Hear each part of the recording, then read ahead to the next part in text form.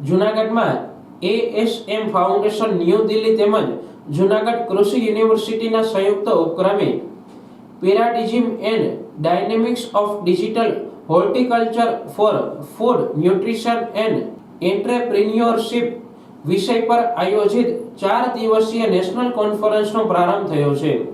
આ કોન્ફરન્સમાં આઈસીએઆરના વૈજ્ઞાનિકશ્રીઓ, દેશના જુદા જુદા રાજ્યોની કૃષિ યુનિવર્સિટીઓના કુલપતિશ્રીઓએ પ્રથમ દિવસે બાગાયત ખેતીમાં ડિજિટલ આયામો ઉપરાંત ખોરાક, પોષણ અને ઉદ્યોગ સાહસિકોના કેન્દ્રમાં રાખી તજજ્ઞોએ પોતાના વિચારો વ્યક્ત કર્યા હતા।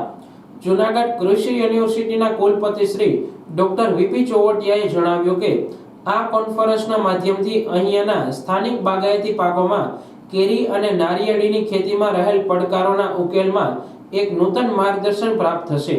તેમણે કૃષિ યુનિવર્સિટીના ડિજિટલ આયામો વિશે પણ જાણકારી આપી હતી। ભારત સરકારના કૃષિ અને કિસાન કલ્યાણ મંત્રાલય એઆરએસબીના ચેરમેન ડોક્ટર સંજય કુમાર મુખ્ય અતિથિ તરીકે ઉપસ્થિત રહ્યા હતા। ગેસ્ટ ઓફ ઓનર તરીકે એનઆરએએ ભૂતપૂર્વ ચેરમેન આઈએએસ ડોક્ટર શોક દલવાઈ, આઈસીએઆરના ડીડીજી ડોક્ટર ઉદ્યમસિંહ ગૌતમ, ધાનુકા ગ્રુપના શ્રી આરજી અગ્રવાલ, પૂર્વ કુલપતિ એઆર પાઠક, અંતિમ સિંહ મેમોરિયલ ફાઉન્ડેશન તેમજ